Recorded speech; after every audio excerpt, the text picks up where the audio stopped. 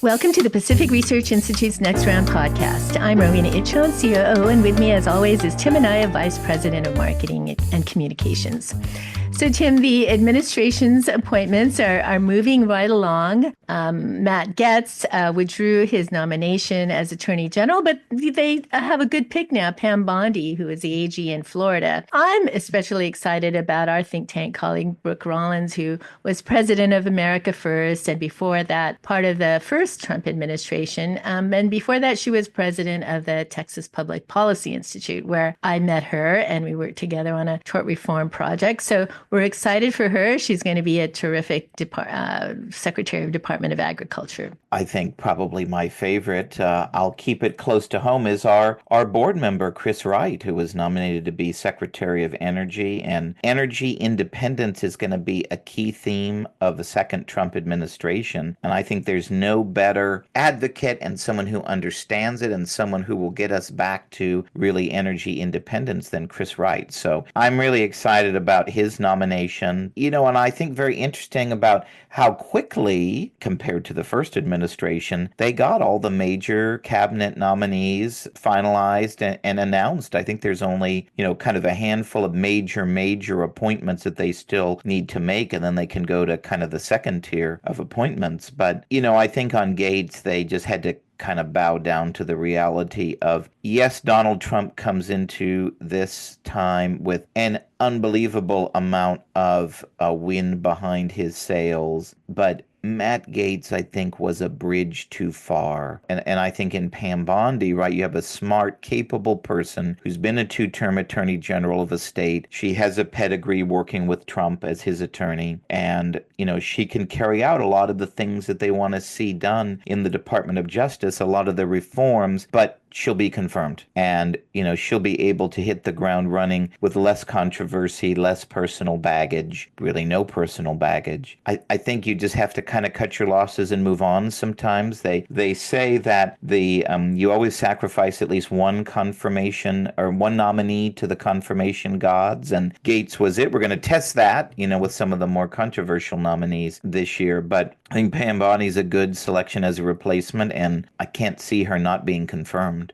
Yeah. What do you think about the other three? The three other controversial appointments, RFK Jr., Tulsi Gabbard, Pete Hegseth. I think of the three, I think Pete Hegseth is probably, a lot of senators are probably more on the fence on him than the others. I think, as a matter of course, right? Can they get away with rejecting all of these nominees? And I don't think they can. I don't think they can either. So you've got to think that maybe one more might be stopped. And the other thing, too, to keep in mind is it may not be the same coalition on each nominee. On Hegseth, I think you're right. I think people were uneasy about his ability to run the Pentagon in the first place. I think then when you add all the personal issues, which more is going to come out, I'm sure at some point we'll meet the accuser and we'll see what the story is. This is the post-Me Too era.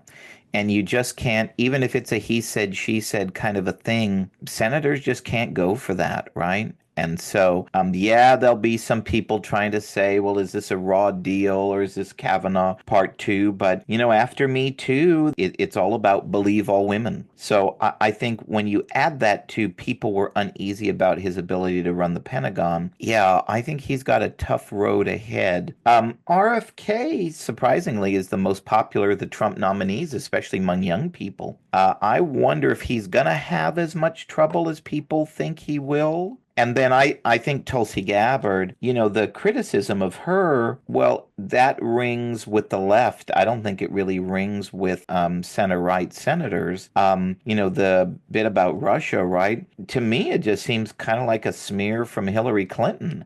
She was a, rival to her back in the day. I've had the opportunity to meet Tulsi Gabbard. I've had the opportunity to hear her speak. I feel like I'm a pretty good judge of character. Didn't look like a Russian plant to me. So I think she will be confirmed, but I think Hegseth is the one to watch. And is that one where you bow to the realities of math at some point and pull the plug on him before too long? Yeah, I totally agree. I think Tulsi Gabbard won't be easy, but she will likely be confirmed. And I think RFK Jr.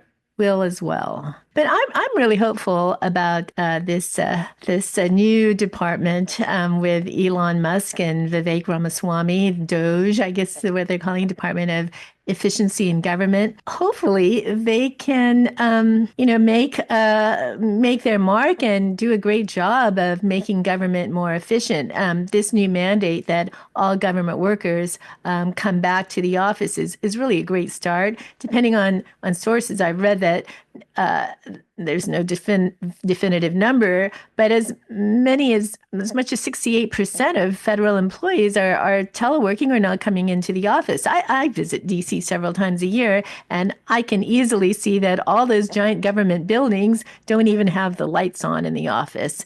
But the bureaucracy is powerful and scary. Nothing makes my heart more go beat faster than if I have to call some government agency and clear something up. But hopefully they can finally make government a little bit more responsive and clean out a lot of the dead wood in the agencies. I think that one is very interesting. They're going to be great as far as the bully pulpit and drawing attention to these wasteful and inefficient practices.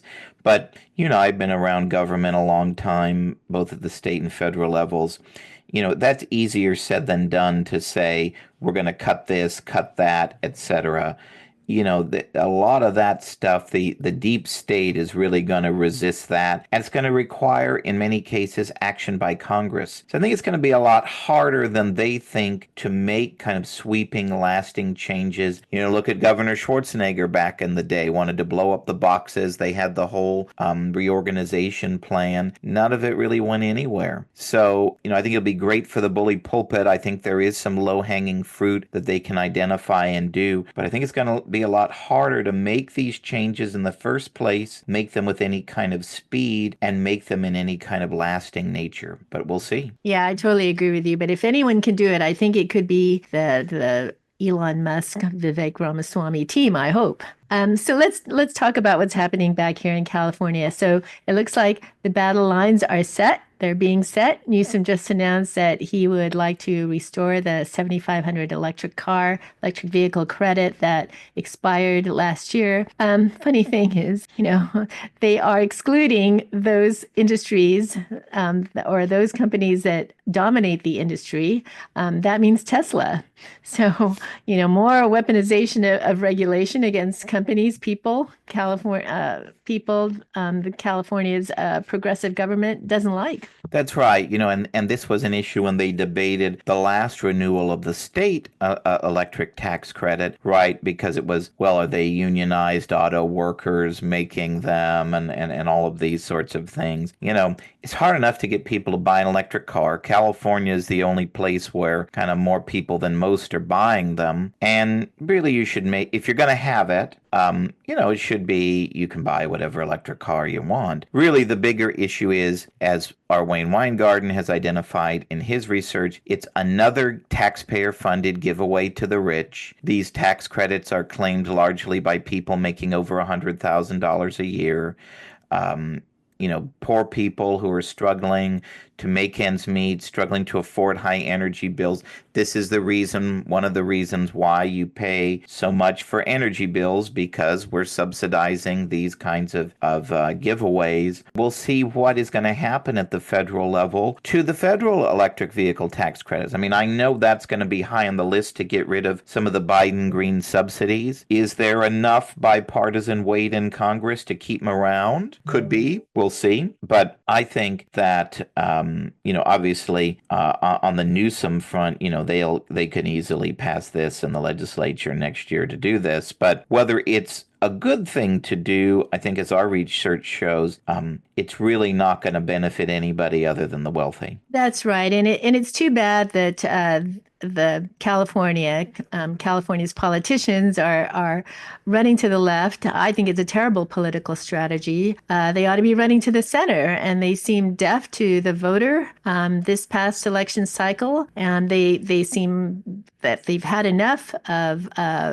these types of policies that are making their cost of living even higher, from buying a house to the cost of groceries to, of course, gas prices. I can see these policies backfiring on progressives in the next election cycle. I think as you saw with kind of the realignment that you saw with Trump, that kind of multi-ethnic working class coalition that he put together. Well, these are the folks that a Secretary Buttigieg would tell them, well, you're tired of paying high gas prices, go buy a Tesla. This stuff just, they look at this and you just say, how is this going to benefit me at all? None of these people can buy a Tesla or one of the competitor, potentially more affordably priced models. Can't afford to buy any of that. So I think it's the same kind of tone deafness that approaches these policies. It's just more virtue signaling and more of, Gavin's effort to be the leader of the anti-Trump resistance nationwide. So before we introduce our next guest, I want to give a shout out to our annual holiday book guide, which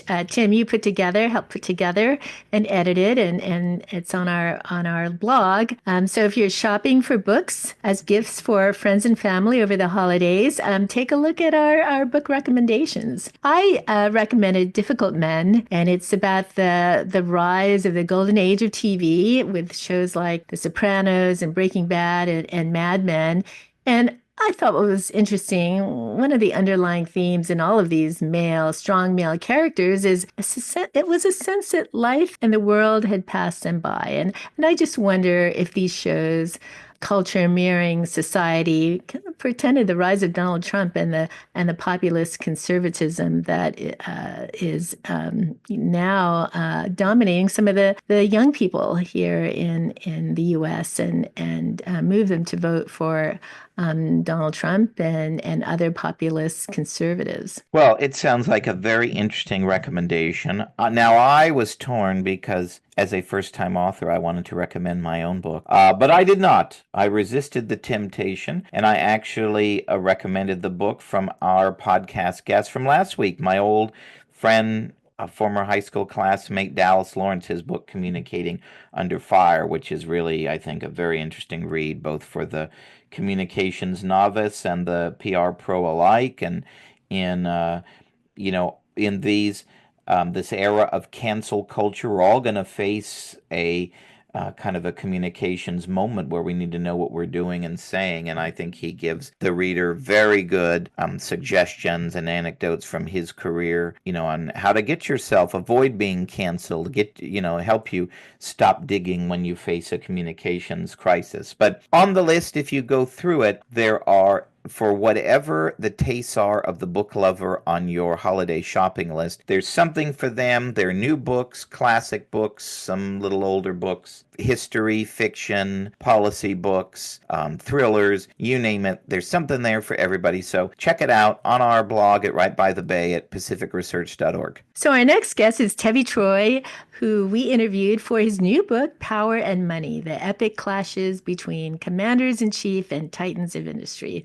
Tevi is a best-selling presidential historian, a former White House aide, and Deputy Secretary of HHS under the Bush administration. So I think this book is really great timing because Tevi looks at historically how presidents and CEOs have worked together or have clashed throughout, some of the toughest times in our country. Now that we have a CEO in the White House, and he's got lots of CEOs behind him, Elon Musk and Vivek Ramaswamy, just to name a few, it's interesting to read about, this interplay of government power and corporate money and how that's going to shape America's future. Yeah, and I think what better person to have on a week when we like to talk about books with our holiday book guide release than to have one of our favorite people and one of our favorite authors. So he's a really interesting book. And, he has a lot of insight on kind of what's going on with the incoming Trump administration as well. So I think you'll all enjoy it. Thanks, everyone, for listening, and happy Thanksgiving.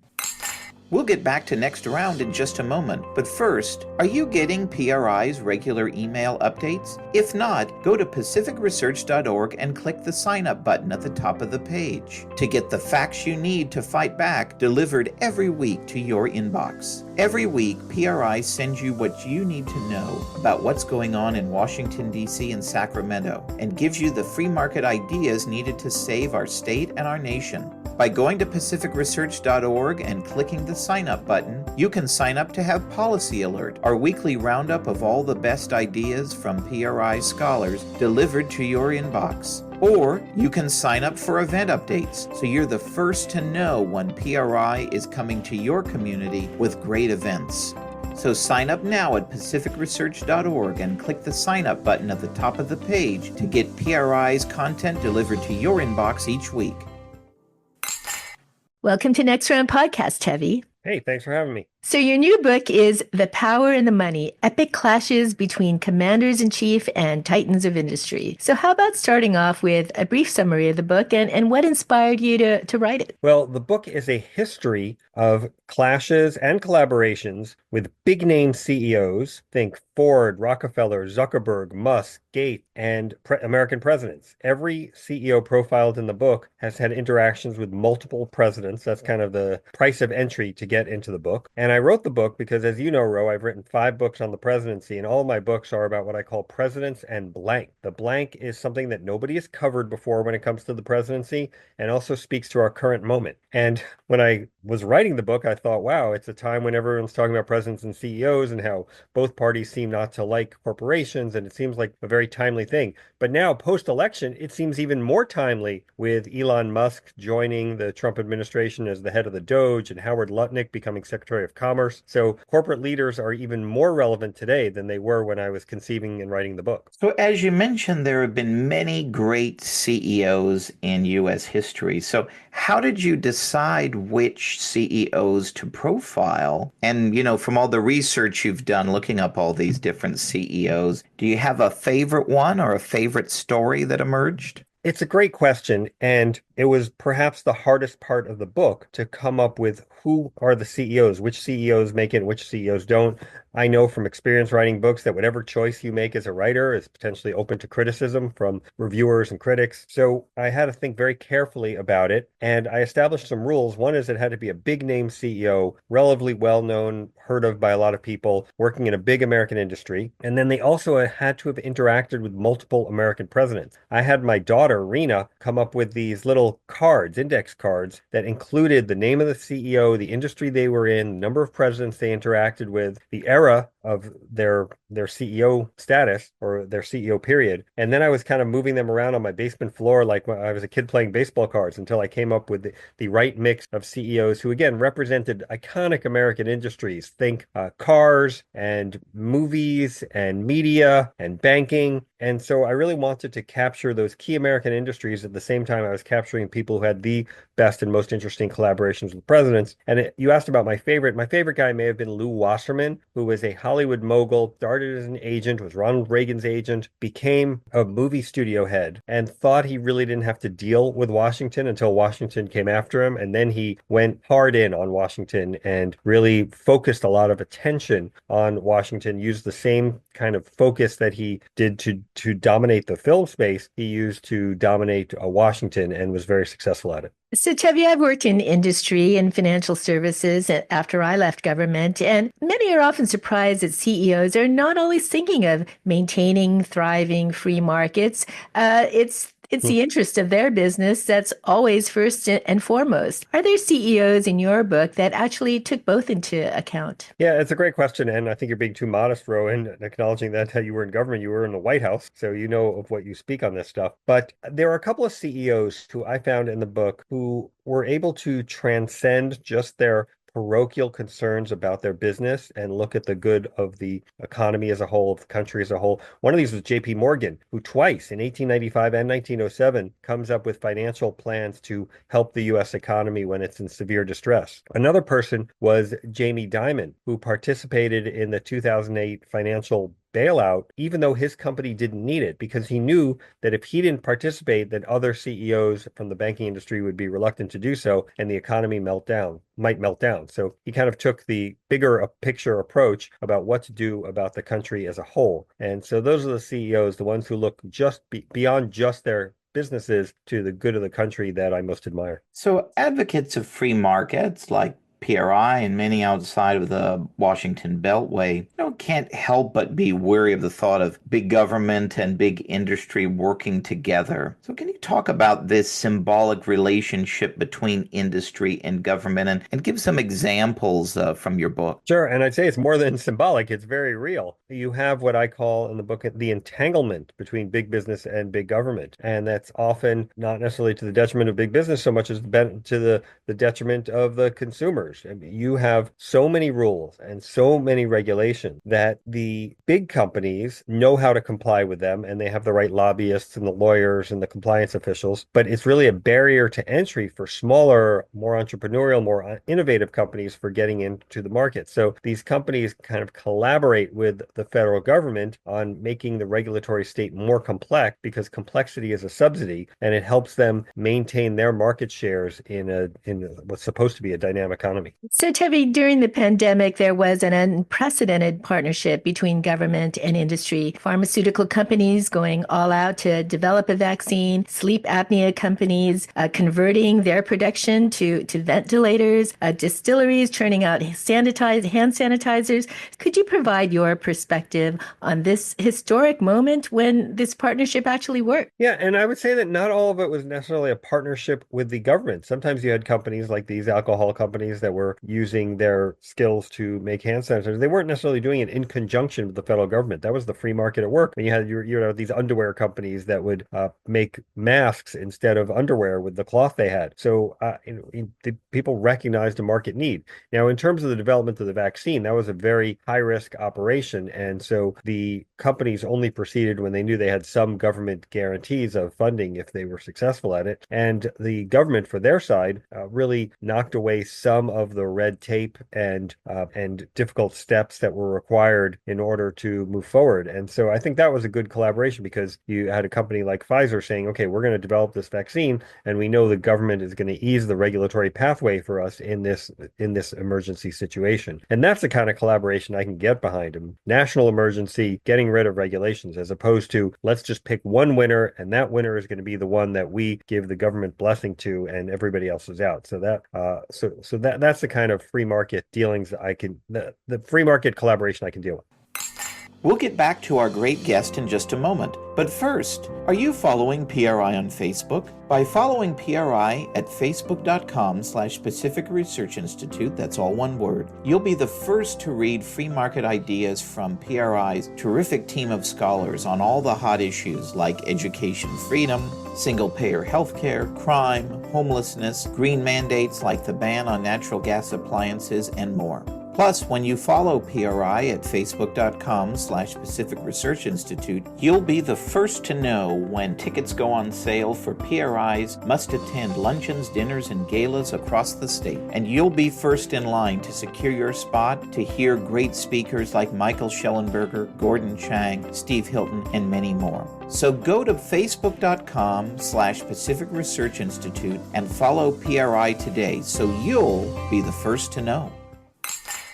So, Tevi, we should talk about President-elect Donald Trump, of course, who was one of the few titans of industry who became president. As we mentioned, you worked in the Bush administration as Deputy Secretary of HHS. So in this upcoming second term, how do you think President Trump's experience in industry and now in government will influence his next term? Yeah, I think Trump is a very interesting test case in that when he first came to Washington in 2016, he really didn't have a lot of government experience. He actually had no government experience, probably less government experience than anyone who'd become president before. Even someone like Grant had served in the military, for example, or Eisenhower had served in the military, even if they didn't have real government experience. And so government was new to him, but he knew industry. And now, coming back to the presidency, he may have more knowledge of both industry and government than anyone combined. And so I think that is one of the reasons why you've seen the cabinet appointments happening faster this time, because I think he knows how the wheels work. And he also, I think, wants to get a fast start because he knows that, like with last administration, if you get bogged down in stuff early, you miss your honeymoon window, your first 100 days. And that is the best time in any administration to get stuff done. So we got to ask you, what do you think of President Trump's appointment of RFK Jr. to be Secretary of HHS? Look, RFK Jr. has too many close ties to the trial lawyers for my taste. And I think we need fewer lawsuits in this country and in the free market, not more. He also said he's going to shake up the bureaucracy, so I'm in favor of that part of things. So I'm going to say let's see how it plays out in his confirmation hearings and what he says he wants to emphasize there. So, it was once the norm that CEOs and companies stayed out of politics. Their customers were from all political stripes, and so were the employees. That's changed with many companies and CEOs putting their support behind politicians on the left, often to earn their DEI stripe. So what's your perspective on this? Will we see bipartisan coming back to the corporate world? Well, I would say that corporations have long been involved in politics, and that's really one of the messages of the power of the money. But you have had some companies getting too involved in partisan politics, I would say, and putting their thumb on the scale, choosing one side in recent years. And I think that's dangerous. It's dangerous for the country, but it's also dangerous for the companies. You can have blowback. If you pick one side or the other, when that side loses, then your company can really potentially see some real problems. I thought this was a risk for Elon Musk in choosing to go so all in for Trump, but there are other ones on the left who do it as well. And so I recommend overall that CEOs take the approach of Jamie Dimon, which is heavily involved in government and policy. He comes down twice a month to Washington, but relatively low involvement on the partisan front. So in your last chapter, you focus on the relationship of recent presidents and the current crop of CEOs, mostly in tech and social media. In your view, which CEOs have the most influence on government now, and which presidents have the most influence on industry? Yeah, I would say Tim Cook's been pretty good at influencing government. I think he's someone to the left, but he doesn't really make it show. Trump praised him for calling president directly instead of going through high-priced consultants. So I think Tim Cook's been pretty good. In terms of president's influence on industry, it can cut both ways. I mean, Obama was influential in that he imposed a lot of regulations on industry and puts in taxes. So it's not always good influence on industry. Trump did lower corporate taxes, which led to repatriation of some assets in the U.S. and the opening of some businesses. So that's always a good thing. But one of the interesting lessons, I think, of the book is that the presidents have relatively short tenures. They could be for 4 or 8 years, whereas the CEOs can go on for much longer. So while the president is in office, they have more power than any individual CEO. But over time, the CEOs have more ability to shape things because they have longer tenures. So in the last chapter of your book, you have a CEO joke file. And, I've had to write speeches for politicians, and, well, it's certainly not easy to get them to be funny. So how about sharing a joke or two from your CEO joke file with our audience? Sure. And I put that in because I think it's important to recognize just how universally known these CEOs are. If you look at the late night comics, it used to be they'd make fun of pop culture figures. But these days, with the disaggregation of popular culture, there's very few figures that everybody knows. I mean, the Democrats had Cardi B going around with Kamala Harris in this last election. If you made a late night joke about Cardi B, I'm not sure people would even get it. But everybody knows Elon Musk, and everybody knew Henry Ford. So I'll start with a Henry Ford joke that he told Woodrow Wilson in the White House, that there was somebody who was digging a giant hole, and the man came by and said, "Why are you digging such a big hole?" He said, "Well, it's for my grave." He said, "Well, you're not that big. Why do you need such a big hole?" He said, "I want to be buried with my Ford." "Why do you want to be buried with your Ford?" He said, "Well, it's gotten me out of every hole thus far. Maybe it'll get me out of this one." So that was the Ford joke that was told to Woodrow Wilson in the White House. That's funny. A more cutting and more recent joke is about Mark Zuckerberg. Mark Zuckerberg is walking down the street, and a kid comes up to him and says, "Hey, Zuckerberg, my dad says you invade people's privacy." And Zuckerberg looks at the kid and says, "He's not your father." So finally, Tevi, we call our podcast Next Round because of California's wine country and our love of talking about public policy with a nice glass of California wine. So what are you drinking these days to celebrate the launch of your new book? Somebody got me a really nice bottle of bourbon at a recent book party. I don't have the bottle in front of me, but it was I think it was a Kentucky bourbon, and I had a sip of it after the party, and I think I'll be drinking some more of that. Great. Thanks so much, Tevi, and good luck on your new book. And it's available on Amazon.com and other booksellers. Power on the money. Enjoy it, and thanks for having me. If you like this episode, please tell your friends and subscribe to PRI's podcast at iTunes, Google Play, Stitcher, TuneIn, iHeartRadio, and Spotify. And when you're on these platforms, don't forget to give us a big 5 stars. If you don't subscribe to any of these, you can still listen on PRI's YouTube page, youtube.com/Pacific Research 1. That's the number 1. Thanks for listening. I'm Rowena Itchon. Hope you'll come back again for Next Round with PRI.